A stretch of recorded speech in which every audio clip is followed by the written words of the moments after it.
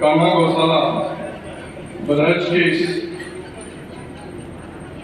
ऐसे हम सब लोगों के बड़े भाई आदरणीय श्री सागर मिश्रा जी, भारतीय जनता पार्टी के जिले के अध्यक्ष भूपेंद्र सिंह जी, आदरणीय मोहन उपाध्याय जी, मिश्रा जी, आदरणीय संजय सिंह जी, निखिल सिंह जी और जिनके नेतृत्व में कार्यक्रम हो रहा है ऐसे यहाँ की लोकप्रिय चेयरमैन श्रीमती श्वेता जायसवाल जी, प्रतिनिधि श्याम जायसवाल जी और इस गौशाला में उपस्थित हमारे सभी सम्मानित नगर पंचायत से आए हुए, बरहज विधानसभा से आए हुए सभी सम्मानित पिता बुजुर्गों, नौजवान साथियों, ढेर सारी संख्या में बैठी हमारी मातृशक्ति, मैं आप सब लोगों का इस महत्वपूर्ण कार्यक्रम में, क्योंकि गौ माता का नाम जुड़ गया, मैं इसको कह सकता हूं कि बहुत महत्वपूर्ण कार्यक्रम। और हम कहते हैं शुरू से ये पढ़ते आए हैं, गौ की सेवा अपने जीवन में सबसे बड़ा सेवा माना जाता है। जब भी कोई शुभ काम होता है तो बिना गोबर के नहीं हो सकता।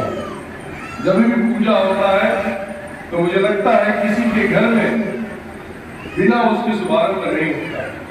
साथियों, जिस तरह से इस प्रोजेक्ट के बारे में बताया है, मैं भी आज से करीब चुनाव से पहले का ये प्रोजेक्ट है शायद, और उन्होंने मुझसे कई बार चर्चा भी किया था। मैं भी इस बात से थोड़ा सा विचलित था कि गोबर से कैसे बनेगा, लेकिन जब मैंने देखा कई जगह पेंट और इसके बारे में पढ़ा तो मुझे भी उत्सुकता हुई इसको देखने के लिए, जानने के लिए। हालांकि मैं भी देख तो नहीं पाया, लेकिन अगले कार्यक्रम में मैं जरूर आऊंगा इसको देखने के लिए, क्योंकि मुझे भी उत्सुकता है इस चीज को देखने के लिए। साथियों, गौ सेवा का जो आपने बीड़ा उठाया श्याम जी और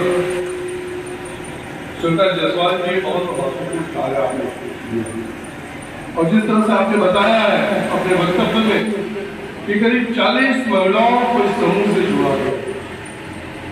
तो जितने भी समूह की महिलाएं हैं, चाहे कोई भी समूह हो, आप सब जानते हैं कि हमारे ही मंत्रालय में आता है। दीनदयाल उपाध्याय किसान कौशल योजना, आरसीटी और जितना भी एनजीओ से मार्केट है वो सब भारत सरकार के ग्रामीण विकास मंत्रालय में आता है। तो मैं इस चीज को कह सकता हूं कि बड़ा महत्वपूर्ण विषय है और बहुत सही समय पर हमारी सरकार जो ये कह रही है कि हम अपने गांव में महिलाओं को स्वावलंबी बनाना है, उनको मजबूत बनाना है, उनको दूसरे के सामने हाथ नहीं पसारना। हम खुद मेहनत कर अपने गांव में एक ऐसी स्किल डेवलपमेंट के मार्फत हम कुछ ऐसा काम करें कि हम गांव में ही रोजगार करकर और भी लोगों को रोजगार से जोड़ सके। और मैं जहां जहां जा रहा हूं इस बात की और मुझे बड़ी प्रसन्नता हुई, मुझे इतनी ढेर सारी संख्या को देखकर कि महिलाएं नगर में इतने लोग जुड़ी हुई। और मैं एक कार्यक्रम में और इनके आया जो भी आईटीआई का ही कार्यक्रम था, और अब तो मुझे लगता है कि कई संगठन पर जो टेक्निकल जिसमें कार्यक्रम में हमारे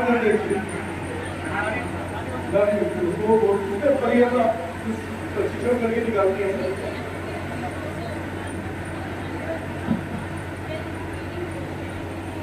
सबको रोजगार मिला कि नहीं मिला? 40 महिलाओं को मैंने बताया कि मिल गया। साथियों, इसी तरह हम हर गांव में, हर ब्लॉक में हमारी ये मंशा है हमारी सरकार की कि हम लोग प्रशिक्षण देकर उनको 70% कहीं ना कहीं उनको रोजगार दिला सकें, क्योंकि आप सब जानते हैं कि हम सबको सरकारी रोजगार नहीं दे सकते। और इसलिए भारत सरकार ने लखपति दीदी जैसी योजनाओं को लॉन्च किया।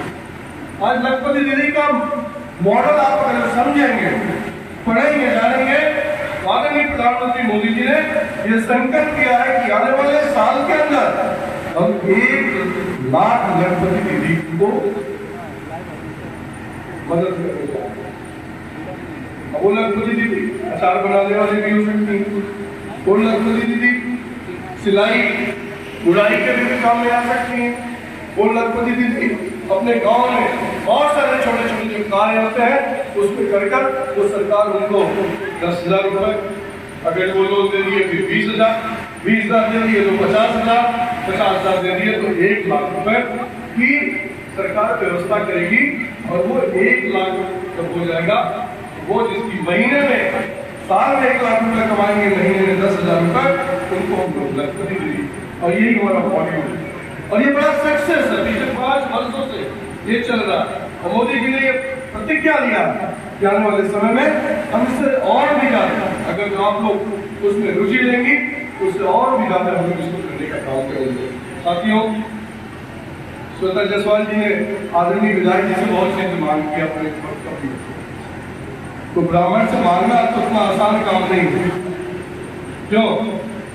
ब्राह्मण से मांगना इतना आसान काम तो नहीं है, लेकिन मैं ये जरूर आश्वासन देता हूँ कि दोनों लोगों को कि जो आपने जो नेक मन से, नेक दिल से इस दोनों प्राकृतिक पेंट का और गौशाला का उद्घाटन आपने जो किया, हम दोनों भाई मिलकर, चाहे वो निधि होगी चाहे वो व्यक्तिगत होगी, हम दोनों मिलकर आपको इसके लिए मदद के लिए निश्चित तौर पर जब आप पुकारेंगे तब हम लोग खड़े रहेंगे। ऐसी शुभकामनाओं के साथ मैं अपनी वाणी को देता हूँ विराम। बोलिए जय श्री राम।